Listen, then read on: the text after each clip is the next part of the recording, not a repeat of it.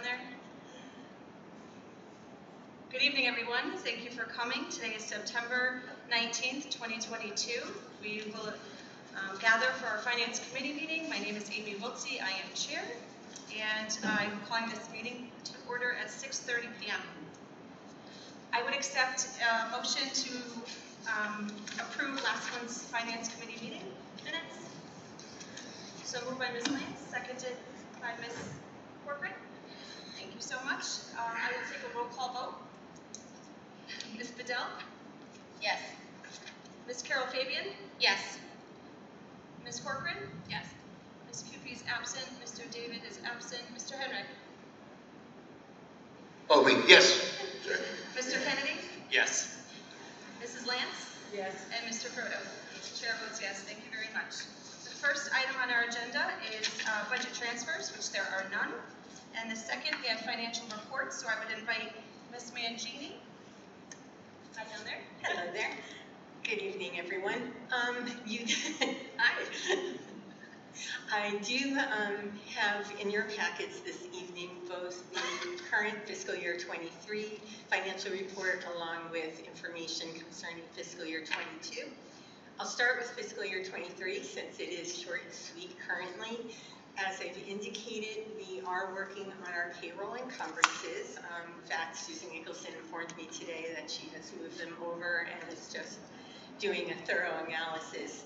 As I mentioned previously, with all the vacancies and many last-minute resignations through the last few weeks, there's been a lot of change, so that's why we're trying to vet through this very slowly and carefully. So the only item I did bring to your attention in my report, and it's also what I mentioned last month, is with regard to the cost of gasoline, because it had gone up so significantly. We locked in with the town for just through October. Currently, I actually reached out to the town purchasing agent a few days ago, and we are going to go out to bid again very soon. We're watching the market carefully, and obviously, as we see ourselves at the gas pumps, the prices are coming down. So I'll keep you updated on that, and next month you will see what you normally see from me with more details by object codes for fiscal year 23. Don't have any questions on 23. I'll move over to 22. So I wasn't sure. We have two reports that with the yellow header. Are these? Those are those are the transfer reports of what the board allowed us permission to do back in June. So one of them is I see the $2 million transfer into or out of the salary reserve fund. I'm assuming that's the money we transferred in there at one point? Correct. And then, the date's supposed to say June 20th, so that's what I'm not sure. But the other one has a $511,000 transfer into the reserve fund? Correct. And what are the dates on those, and what is the? Those were all done at the end of June. And the transfers prior to that in the salary reserve were a result of certified salaries for positions that weren't filled, positions that lagged in being filled, so we had savings. And the board, each time I brought you a transfer request, you approved up to the $1.5 million-ish that you see there. And then you granted us permission to do those final movements of transfers for June, and there was further savings identified, which we had mentioned. We thought we had some additional monies in the nurses' accounts. There was still hope towards the last couple of months that we may at least have filled some of our special education positions, but unfortunately we've struggled. So that represents a total of about the $2 million that you see that we saved in certified salaries. And that would be the first transfer. Let me just get to the same page. That's $2,076,106. And then we had savings in the various other accounts that Susan identified on the second budget transfer sheet that says transfer from, for example, substitute teachers, in $45,654. And these are items that we've talked about all fiscal year last year. We had trouble filling CIAs. Our clerical subs came in a lot less again. We struggled with a lot of positions, and due to some movement, we also had savings. So you'll see small balances in secretarial accounts, and that was from either a secretary resigning, and then we had some movement because their contract provides for us to open it up internally. So you may get somebody who's on a lower step on the salary scale, so you have small savings. And that's basically what that list represents. So is there a $500,000 surplus in the salary reserve fund account? There was, and then we used it to offset the significant deficits in all the special education accounts. Was that the $2 million from the other It was account? over $3 million, yes. Because that was only clinical cost accounts, and then you had significant deficit in your out-of-place tuition account. I think some of the confusion may come from the fact that there's two separate reports. Is there? Well, the first one simply represents the certified salaries that go into the salary reserve account, which we're going to rethink that because I think we've created a lot of confusion with it. We were trying to do it for transparency, but I'm not so sure it worked the way we had hoped. So we are kind of reevaluating it, but nevertheless, that is what the first one is. We wanted to keep the salary reserve account clean, so we continue to put savings from certified salaries there. And that was the first move that we made.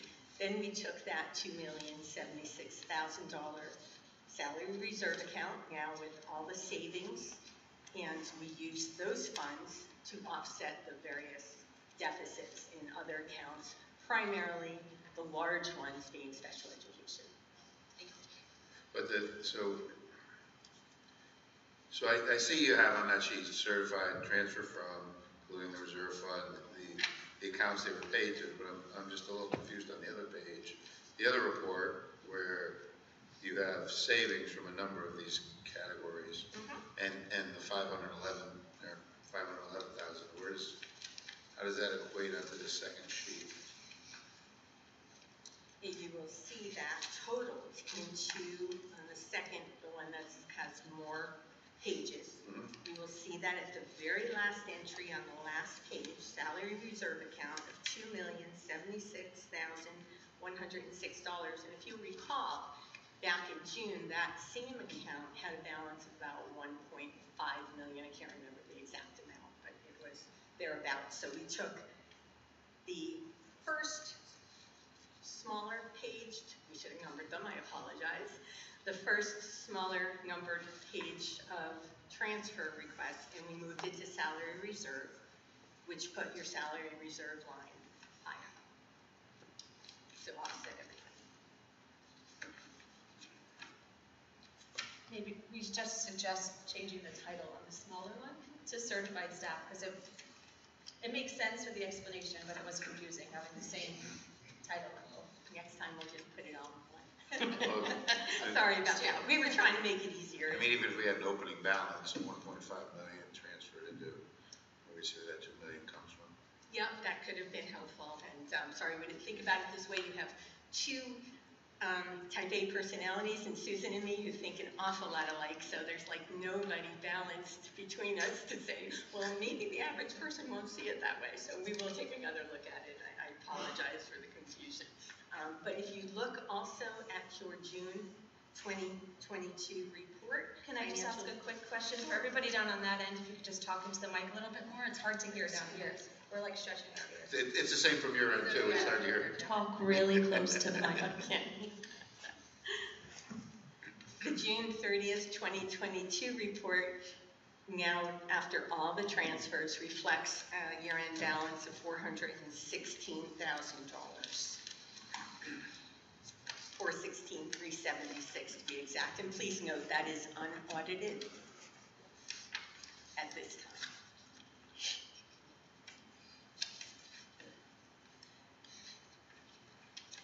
You have a question, Ms. Patel? Yep. Into the mic. Sorry. That $416,000, that is we're in the black for Correct. 2021, 22. Correct. Two questions. Has that money been requested to go to the Education Reserve Fund? It has not yet. The way the ordinance is written is that we are to wait until the audit is complete, which honestly makes sense because it could be adjusted in one way or another for adjusting entries. Okay. Okay, that's fine. Thank you. And to add to Ms. Bedell's question, what time frame is that? The audit per the state regulations is to be completed by December 31st. In my 2 years here, Stratford has always, the town of Stratford has always requested, both years, I shouldn't say always, has both years requested an extension, so they really haven't completed it until the end of March. Nevertheless, the ordinance does say it can be requested after the third quarter. So even though we will know the exact amount hopefully in January, and we can make a request, the town probably won't take any action until April. Mrs. Lance has a question. Do we need to have a discussion about the money being put into the fund that we were talking about, to let people know that's what we want to do and not just wait till the last minute and not bring it up prior to that time? I would like to see something, I don't know if it's a no or if it's... We've made numerous written requests to the town in the past couple of years. We've done it via email, and then I understand most recently we were told it should be a formal request from the board. So I will confirm that with Ms. Sabo, and then the board can take action. We did make a formal request with a signature from Andrea back in, I think, May, but we never heard anything. As a follow-up, Andrea, do you still have liaison meetings with the council? I am not on the liaison committee, so I cannot report out about liaison, but the members of the liaison committee can. I was not chosen to be on liaison committee. Is it possible to have that on the agenda for the liaison committee next month or this month, whenever the next meeting is? I'm looking at that end. I don't know who's on. I'm just looking at that end. Ms. Carroll, maybe, and Mrs. Bedell and Mr. Henry. Okay. Thank you. Does anyone have any other questions? I had Ms. a- Mancini? Mr. Henry? So last year, the special ed budget was over about 2 million, right, plus or minus, and we had still a $450,000 surplus. Next year, and so if you, and I'm looking at the chart, we have 2021, we had 1322 special ed students, and this year we're at 1217. So last year we had a reduction of 200, or an increase of 200. This year we have a reduction of 100. Have we made adjustments to our special ed accounts to accommodate the reduction? I am certain that Ms. Burgess will speak to that during her report, but we would not immediately for this fiscal year make any adjustments to those accounts. It's far too early. Last year at this time, we actually thought we were okay. Between, I think, October and March, we were inundated with new students, many of whom were outplaced for a significant cost. And we are still struggling to provide all the services that all of our students are requiring. But again, Heather can do a much better job addressing that. Ms. Mangini, for October's meeting, would you be able to bring us a total amount of the years of the dollars we've asked to go into the excess cost fund to see what that total should be at this point? Absolutely, I can share the email exchanges. Thank you. Okay, are there any other questions for Ms. Mangini? Thank you. Next, we will have Dr. Clemmy give us an update on grants.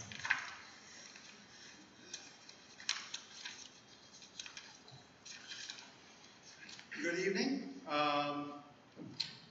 You should have in your packets the grant report that ends August 30th. The includes 2 new grants which were approved in August. One is the annually adjusted adult education grant, which allows us to provide our adult education program in association with Trumbull. We also take Trumbull's adult education students into our program. And secondly, we received a new 3rd grant from the Barr Foundation in support of our ongoing work with the Portrait of a Graduate project and the way that fits into the strategic operating plan and how we are going to implement a variety of things, including mastery-based learning and direct contact between students and having a primary person in secondary school so that they have an adult they're close to and can speak to, and a number of other interesting initiatives that BAR has funded through that project. And thirdly, we have a grant that I just wanted to let you know, it didn't come in August, but our Family Resource Center grant was approved in early September to continue funding for Stratford Parents Place. In terms of things that went in this period, the Alliance grant has been submitted. It's a 4-step process at the state. We've passed the first hurdle, so hopefully we'll hear about the other 3 shortly, but we're past goal number 1. And then for this month, September, at the end of the month, we have due Title I, Title II, Title III, the state bilingual grant, the renewal for both 21st century middle school and 21st century high school, and a revised budget to submit for IDEA. So there'll be no resting on our laurels in the grants department in September. Any questions? My grants department, you mean you? No, I don't have any questions. Does anyone have any questions regarding grants for Dr. Clemming? It's all good news. Thank you very much. Oh, I'm sorry, Mrs. No, I don't, it's not a direct question for Dr. Cummings, so you can go ahead and sit. I requested at the last meeting a list of the grant-funded positions by grant from Dr. Cummings. Thank you for providing that, I really appreciate it. I get more and more concerned as the time grows here about the number of positions that are in grants and the schedule of them sunsetting, and just wondering if there's going to be a larger discussion about this at some point, or I'm starting a larger discussion about this at some point, because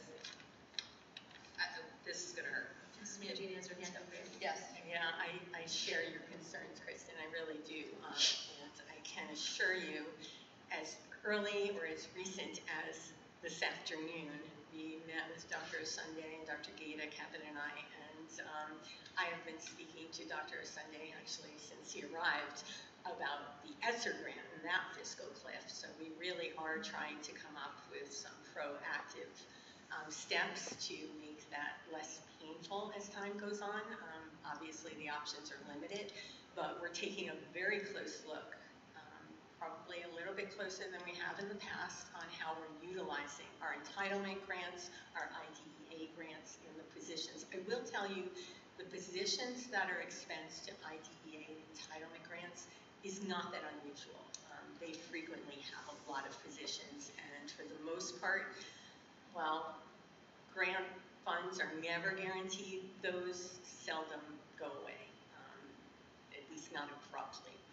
And the funding has been stable for many years, if not even a slight increase. So they are not our larger concern or our immediate concern. I think our concern is the same as yours. It's ESSER, and we do really try hard not to add positions to any of the other grants. And even when there's needs right now for additional positions, and we're asked to find money, we will not look at ESSER at this point. And obviously, we don't want to add fuel to the fire.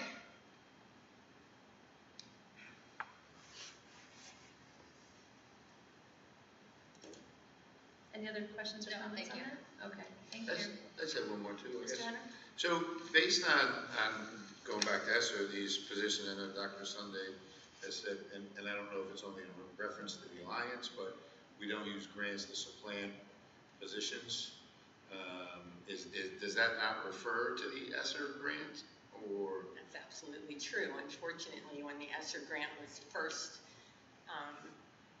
presented, we were told that we could not supplant, and then they came out with some different guidelines that allowed us to do that to some degree, with the understanding that the rationale was to maintain continuity of services.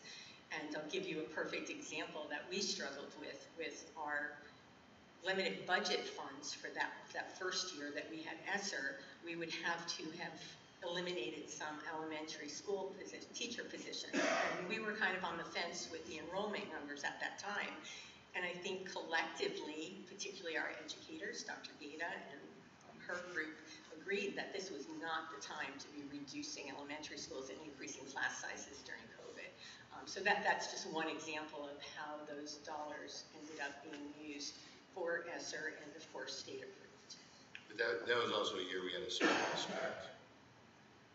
Because of COVID monies, but we can't carry the money over, so it wouldn't have helped us into our budget that year.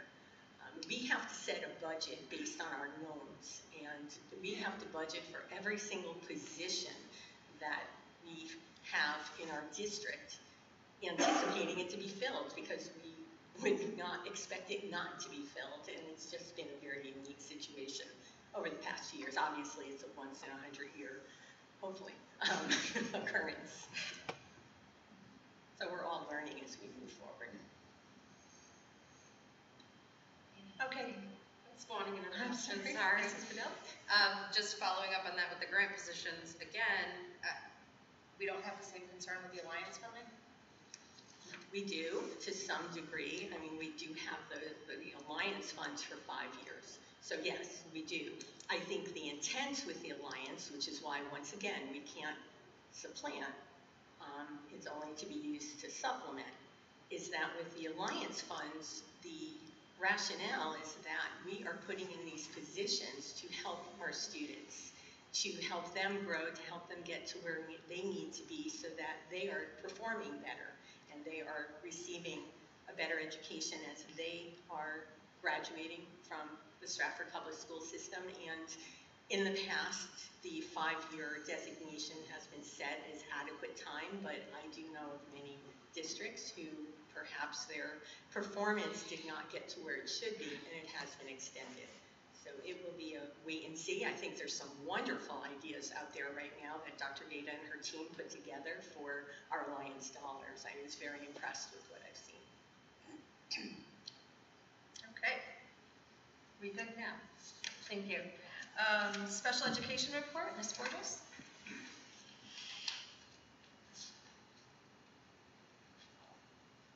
Nice to see you again. Some of you were at the last meeting, some weren't. You know, we're working with a new system called CT SEDS, which makes it a little bit more difficult for me to get my data the way that you like it. So I know, Mr. Proto, you've asked for the breakdown. I'm going to get that to you, I promise. But it was difficult enough just for me to get the solidified number. So now you have the graph with the solidified number. And now, next meeting, I will break it down for you by entry, exit, move out, move in, identified by us, so that you'll have it all broken down so you'll understand why we're down 100 students with exceptionalities. Which, you know, is a starting point. You guys know every month these numbers change every month. The number of out-of-district placements can change. So, you know, we have an out-of-district placement coordinator, and I think she's doing a phenomenal job. And currently she has us down to 90 students that are out-of-district placed. Okay? We are down to 1,217 students with exceptionalities. That being said, my department is still trying to work on what we need for resources to keep the students that we've returned to district in district. Okay? When a student comes back from an out-of-district placement, oftentimes we need additional supports in place to make this environment work for them. Okay? We are still working on those exact needs, filling those positions, and being able to provide so that this isn't just, I'm going to bring you back and then put you right back out, right? We want you to be successful. We're returning you to district because we believe that we can be successful with your needs here. Okay? So I'm working with Ms. Mangini to think about, you know, how we can repurpose some of the out-of-district placement dollars to better support the students that are now back in our buildings, in our classes, so that we can do that. We're also assessing the new students. We have a lot of new students that move to district with some different needs that we haven't explored yet, and we are currently in the process of those 45-day and 30-day where a student moves in, and after 30 days you review what their IEP was from out of state, and then we decide how we need to service you better. Okay? So we're still in the process of that, so this is just your preliminary. It only is the end of August. If I was to look at this now, I'm telling you we're tracking on budget, right? That could change, and I'm hoping it doesn't change. I'm hoping we continue to track on budget and that all the supports and services we've put in place for students meet their needs. Do you guys have specific questions? Mr. Proto. I knew you forgot it. I knew it. I just don't have everything you've asked for. Jessica. No, actually, it's a different question. Okay. I know you don't, so we're going to wait on it. But I do have a question under line 560. Yeah. And maybe you could just explain the billing process. Could you say we're tracking on budget, but in 2 months we spent 40% of that budget? So that is a bit of a return. Those are encumbered. Okay. So we encumber for the year, right? So at the end of September, you'd see a lot more of this gone, but there might still be like 1.2, 1.4 million left in there, because we will have encumbered the rest of it. So as the bills come in from said out-of-district placement, we encumber for the whole year, so that there's no surprises. Right? What did we have for out-of-district placements at the end of last year? I'm sorry, can you repeat that? I asked what our out-of-district placements were at the end of... 106. Okay.